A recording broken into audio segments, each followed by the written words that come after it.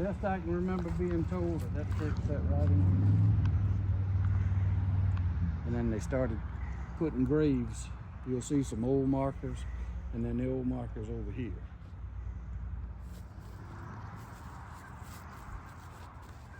See, Grandpa and all them buried back there. And your grandma and grandpa's buried up here. Mm-hmm. Do you know how proud a lot of the family were of you? Well, I know that you have some that spoke different to you, that we've spoke about as well, but I can tell you that there were times whenever it would be silent over at Grandma and Papa's house, and Cliff would just grab one of your two tapes. And that's whenever you first started, and you started doing comedy. And man, I was over during that time. Yeah. You would just pop it in, and there was always one joke that was told over and over again, and it was the red dress. Oh, Lord. Joke. I don't know if you remember that. I do. I don't remember how it all goes now. It's been a long time. Red dress, and it's not yours. It's not yours. That's right. And Cliff told that over and over again, and loved it. And I could say that because Cliff was my favorite uncle. Oh yeah. I mean, Cliff was my best friend. Yeah, that was let me tell you about Long Branch. Please. Way back, and I hope it's that way now. When a death came, when a wedding came, trouble in the family, sickness, it didn't make no difference. Long Branch members and family, they came to your rescue. They were, well, like in any church, some of them will throw rocks at you. But if you were down, they were there to pick you up. You know, some people in churches everywhere, you know, they want to throw rocks and talk about you. But overall, this Long Branch family, they came and scooped you up and said, there's enough of you for us to dust off. We're going to help you on your feet and get going again. Like whether it be death or tragedy or whatever. But they've done that. They stuck together like that. But how was it here when it was filled? When it was full, there was order. There was strict order. Okay. And as it was in Southern Baptist churches back then, you know, you followed a regiment and you didn't cut up and carry on. Correct. But the love of God in this place and the man teaching, Dr. Benenhaley was one of the best teachers. Speaker teachers he was great, well educated. Studied like none other. Oh yeah. And I've seen some of his books. Oh yeah, wrote books. I've got a couple of them myself. And he was just a good man of God. Miss Nina, he couldn't have had a better wife, you know, to follow in a wife's position in a church. Which is very important. It's very, very important. Now, Timmy and Wilbur and Clayton, I just don't know about them. Boy, they did love to pick on me, but he was doing that of love and big old thump fingers. Wilbur had the heaviest fingers anybody else seen in my life. Here, but I could tell you the ones that are here, I know would be good. Yeah. Ones like Al. Al loves working with youth. Mm-hmm. And I've always remembered that is that he has one of the most genuine hearts. He does. He's got a heart of a worker, you know, and a giver, and that's what you need in a church. Yes, that's what you need in a church. That I would say would be one of the most unique elders of a church, and that's biblical as far as that goes. Everybody always talks about a deacon. But I would say that churches nowadays need more elders than they need deacons. Now, deacons are needed for sure, right? For structure and for also to go out and help, like a deacon is supposed to, as far as serve. But elders, I can say that that position is very important. And I could say that Al is probably one of the best elders that this church will probably ever see. Right. You're right. So There was a lot of those growing up. Ernest Benenhaley, Butcher Boy. correct. He was a lot of no nonsense, but he knew this church was one of his top priorities. Mm-hmm. His top priorities. And he showed it. And he showed the love. I've heard stories of him crying in the pulpit because of things that had to be said. I've heard of stories, and I don't want to go into those right now because that's for a way later date. Right. But I've heard of him I've seen this. Now that's more of not even just hearing this. I've seen this when I was young. When somebody would step out of church and be out for about 2 or 3 weeks, he would actually go to their house. Why are you out, son? What's going on? Are you okay? That's something you need for you to be back at church. You need a ride. Yep. Boy, That's we'll right. find you a ride. That's right. And it just, I'd seen that whenever he would do things like, he would get a lot of his green beans together and things like that from his garden. Mm-hmm. And that's how he would go to their house. It was a purpose, but there was a purpose behind the purpose. That's right. So he would grab a big bag of those and go to their house, say, here you go. It was always with a gift. And step inside the house and just straight up ask, what's going on? I think from stories that I was told, his father, Henry Benenhaley, or Remus they called him, Mm-hmm. I think Remus was a lot like that from what I can remember them saying. I never knew him. But I think Ernest and John Mark both, they were half brothers. They tried to follow in their daddy's footsteps. Because I think he put this church a big priority in his life, from what I've been told.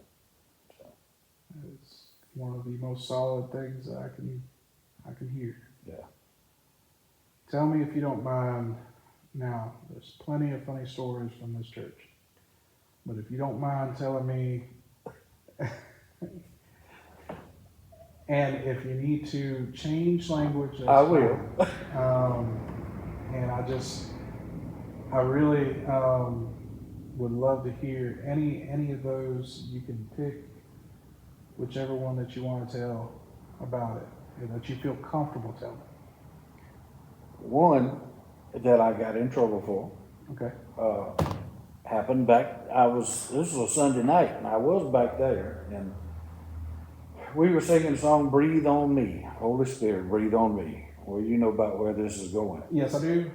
Well, I was sitting on the end, Cliff was sitting here, and I just, we were singing, and when they come to the part, breathe on me, Cliff went, well, I like to have died. I got cranked up to the point I had to go out. Everybody was starting to turn around. And boy, when I got home, I got it. One time, we were sitting back here, and Isaac was ushering him and Mr. Leland, and they were sitting there together, and used to there was chairs that went all across this back. And when he was ushering, I had to be right there in his pocket. I had to be right there beside of him. So I was sitting beside him. I don't know what I had going on, but my stomach was rolling, man, I'm telling you, it was bad. And after a while, Mr. Leland, what is that I smell? Well, looked down at me and he said, boy, was that you? Yes, sir. Get it going out of here. All of them back there was laughing, and I was embarrassed, and it was something. That's our family. That's it. That's the family. That's our family. I could say that our family is is passing. Yeah. Um, Swiftly. very. We've got Katie at 95, and we've got Mary that is 89, be 90 in July. And we've got to hold to these stories, the history. Yes. We want the history told and told correctly. The places, you know, like I told you, I want to carry you to where the old houses were that people lived that I know. And that will be another episode. Yeah. And can remember, and where the old first church was. Yes. The first deacons of the church. Where the second church, and then Where they that built picture where they had with the shovels. Yeah, that's right.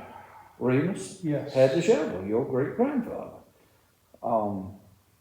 Those stories we need to hold on to. They're slipping away. All the old stories, all the old places. If you've got pictures, save them, man. If not, man, we're not going to know. Right. Even to the dialect. I travel all over this country and hear the different dialects of everywhere. I know when I had to move away from here and move up to North Carolina, nobody couldn't understand me. My wife right now, she says, you got to slow down and talk to me. But if they couldn't understand nothing I was saying hardly. You know, you lose your dialect. You lose your, well, you just lose it all. Tell you a little funny. Aunt Dolly was in the hospital, and I reckon Aunt Dolly was 90 or 91 when she died. Mm-hmm.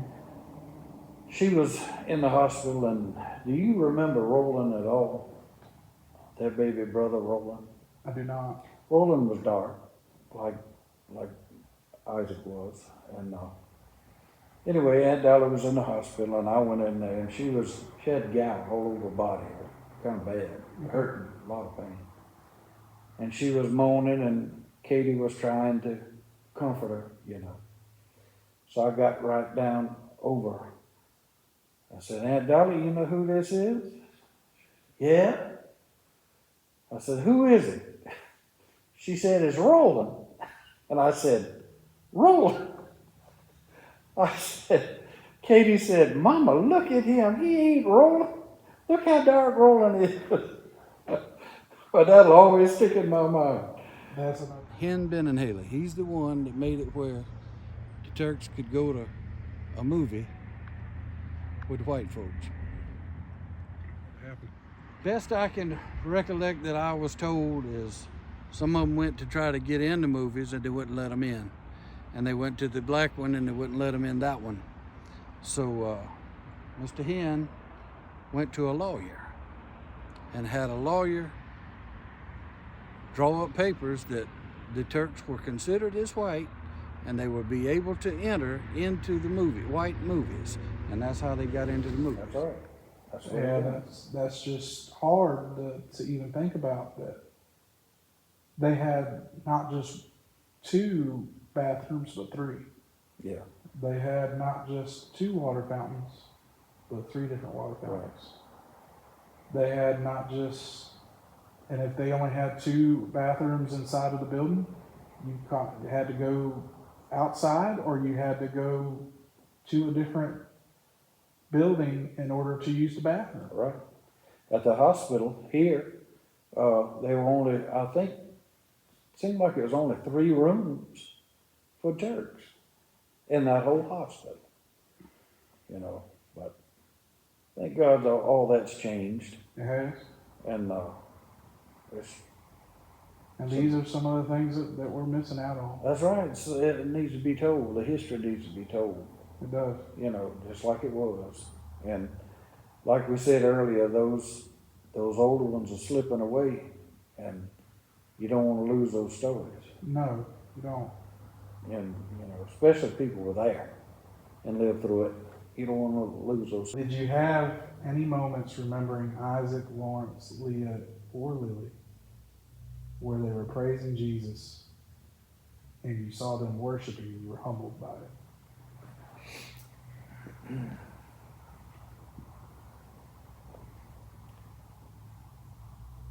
I tell you what humbled me more than anything, and with Leah and Lily and Lawrence too, and all of them, Pa done it, this daily devotional every morning. Our daily bread every morning or every night was when we done it.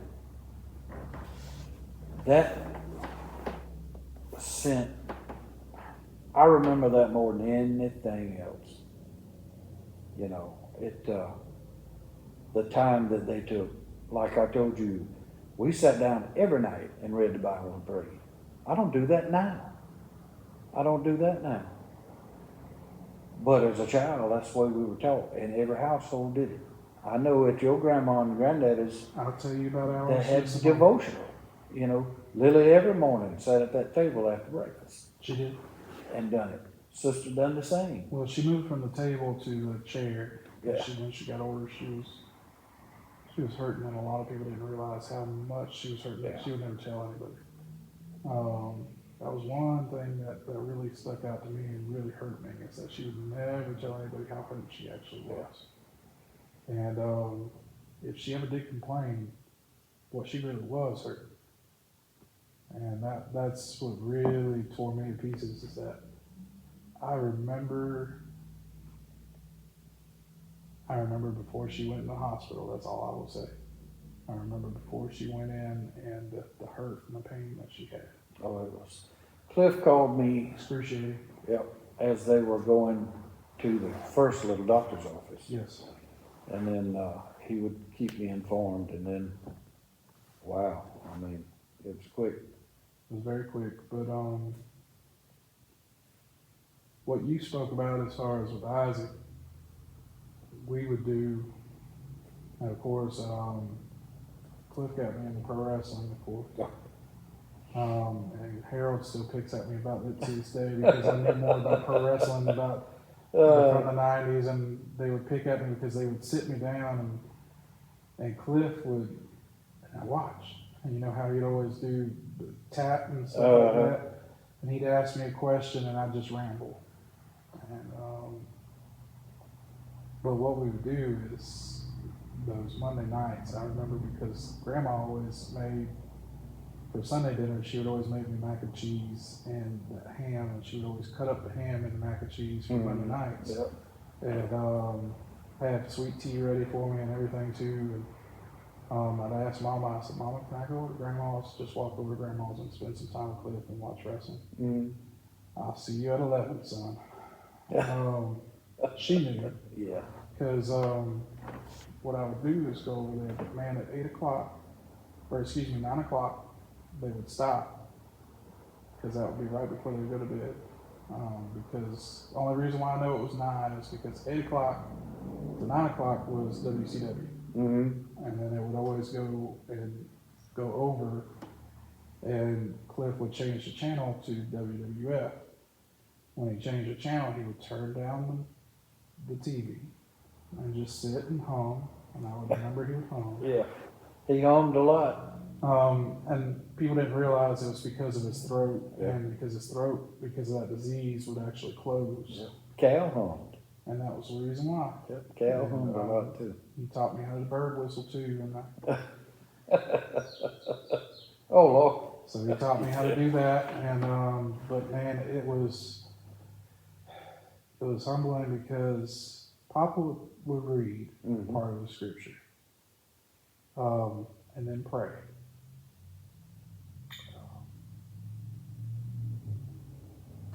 But I can tell you, when Grandma prayed, that was something special. Yeah. And I would remember, because Papa wouldn't know what to say sometimes, and as loudmouthed as he would be so soft-spoken when he prayed. But Grandma, there were people that I didn't know that she would even pray for, because of how hurt she was over situations. Right. That she took it to God. And I could say this over and over again, and I'll say this till I'm blue in the face. My dad and I'm seeing the fruit out of it now, to where slowly he's starting to go to church. He's starting to ask the questions that need to be asked, and starting to see why I've acted certain ways. And it's slowly coming out. He's still dad, and he's still bitter, but it's slowly there. And Grandma would always pray for his salvation, just his salvation, and just pray to change Billy's heart. And Mom and Dad had already been divorced probably a good long while. And that was every night. And I asked, I said, Cliff, does she pray for him every night? He said, yes. And I don't know how she does it. And that's how he answered. And he was just, God but loves. somebody needs to. That's That's it. exactly what he would say. He said, but somebody needs to. And I'm sure that's what she does. Yep.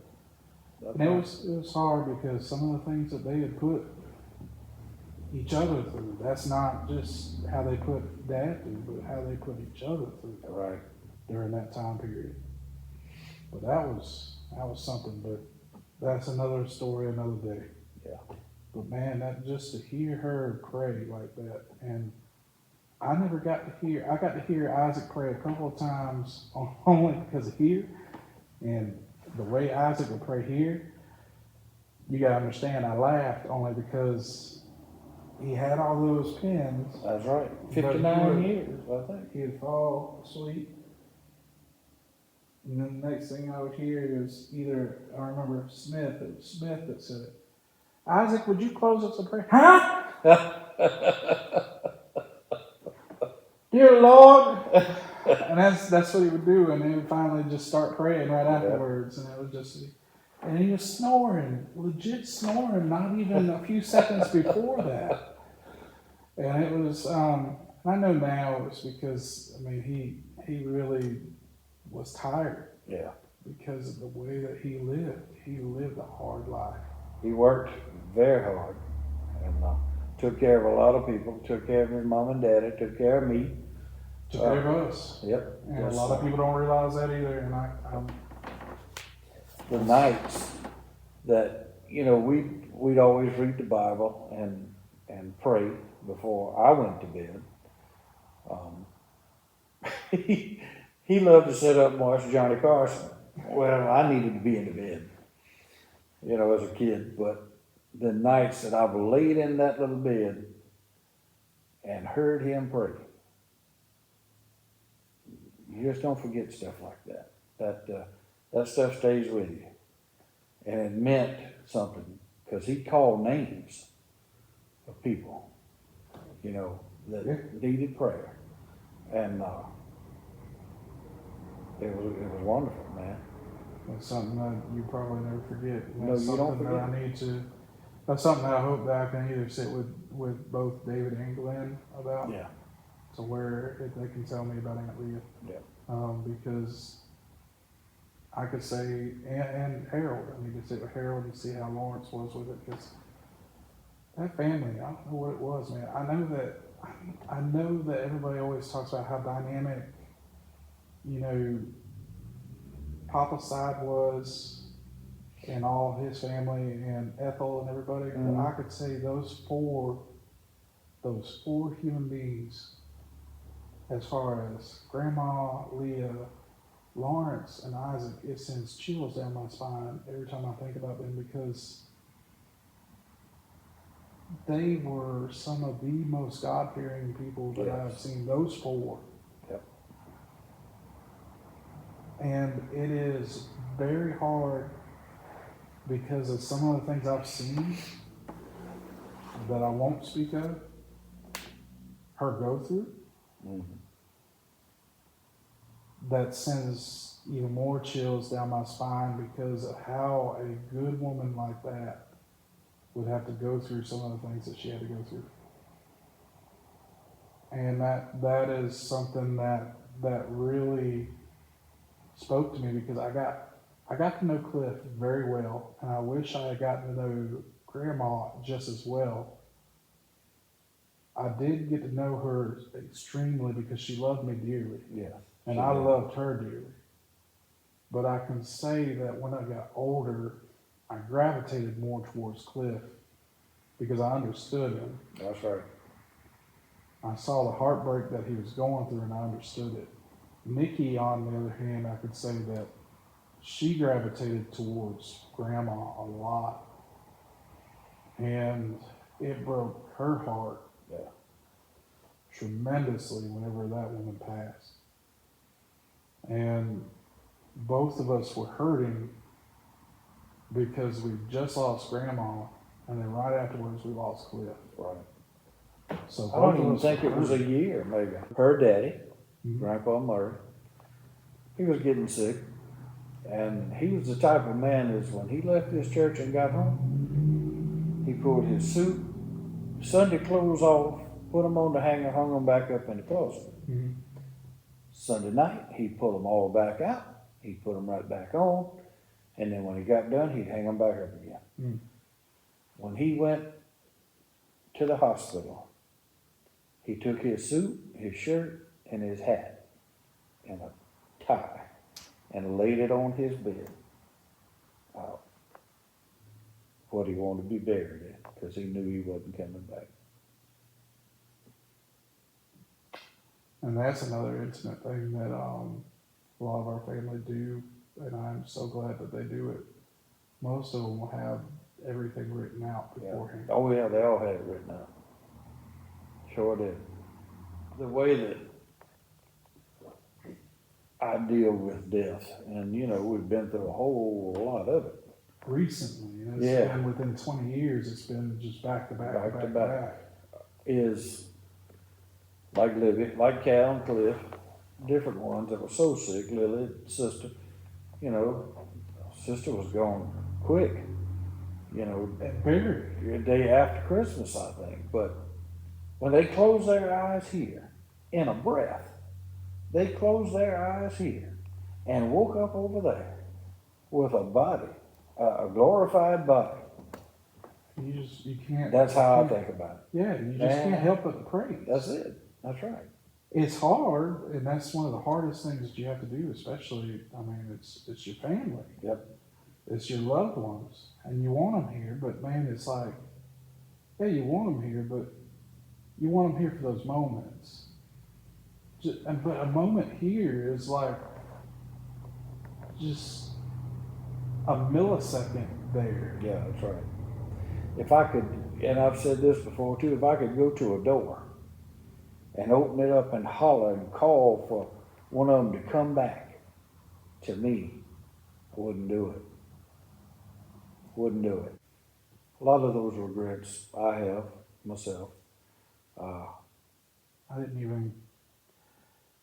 Now David did. He asked me to be a part of the family and walk in with the family because Right. man, he would have wanted you to do that. That's right. And I almost didn't. I felt like I was. Oh, he'd have wanted that. I thought I was letting him down. He loved his family. He was protective over his family.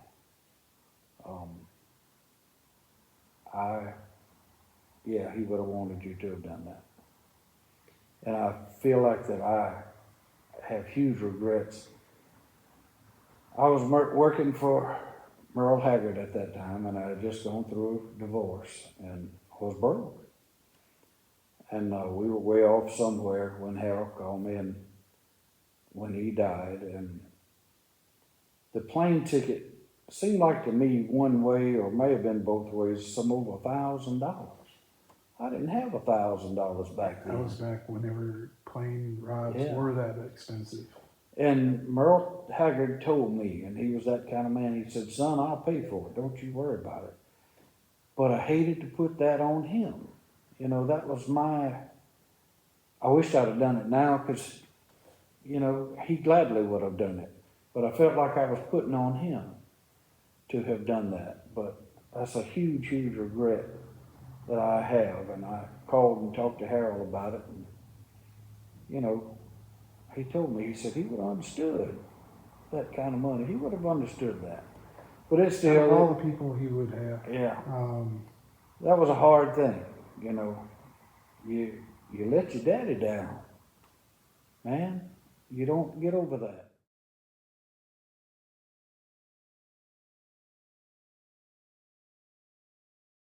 I hope that he would be proud of things I've done and where I've been, and you know, I feel like he would be, because I got to work with some of the pioneers of country music and bluegrass music, and all the ones that we used to play records for. He would listen to back there in the 40s and 50s. And I got to work with some of those people and tell them about him and how I got my start. And that means a lot, man. And you may know the question already. Uh, if you had Isaac in front of you right now, and there was one thing that you could tell him, what would you say to him and why? Thank you. And I love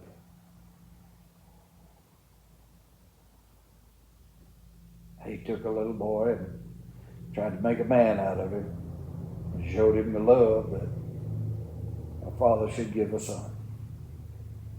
And I thank you from the bottom of my heart. We've done this good, not cried. Now we're crying. A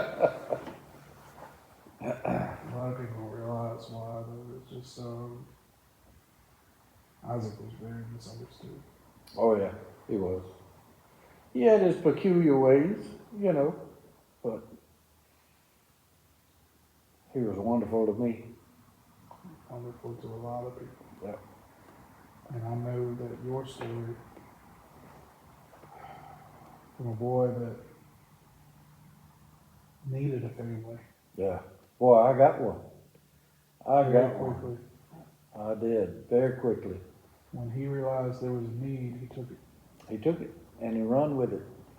And not once, not one time can I ever remember anybody being out of the way to me because I wasn't in, you know, close family. I was welcomed with loving arms everywhere I went.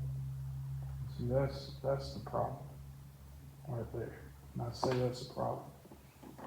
Stories like that, we don't hear it anymore. Don't hear it. That's right.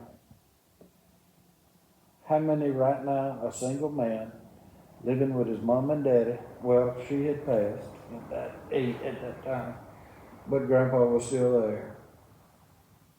How many people gonna care enough to take a child out of a bad situation? And I've thought many times since then, what if child services had got involved or something like that, but it didn't. It During didn't. that time period, that would have been bad. Yeah, That would have been horrible. It didn't. God placed me where I needed to be and placed him where he needed to be for this to work. And it worked. And it worked well. And here is where you could see God's providence through the whole entire thing. You see that, but also you said something earlier that really struck me. You spoke about how hurt you were about the things, and I understand. Please get that I am not taken away from that moment at all. Mm. But don't you think Isaac knew that?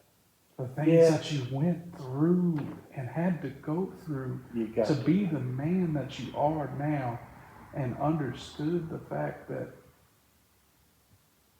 there was no way that you can come home, especially with you being broke at that time. That's it.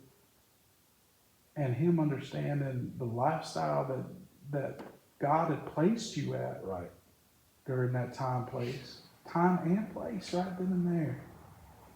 There was no way for you to come home. Right. I had to forgive myself. You know, it still bothers me. But yes, he would have understood. Because he was proud of you. Well, I hope so. Because I was mighty proud of him.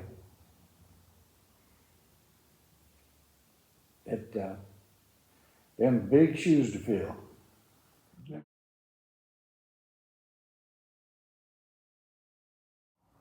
Well, brother, I love you, I love you too. and I appreciate everything that you have done today Yes, just to be able sir. to come here. Man, I have enjoyed it. I really have.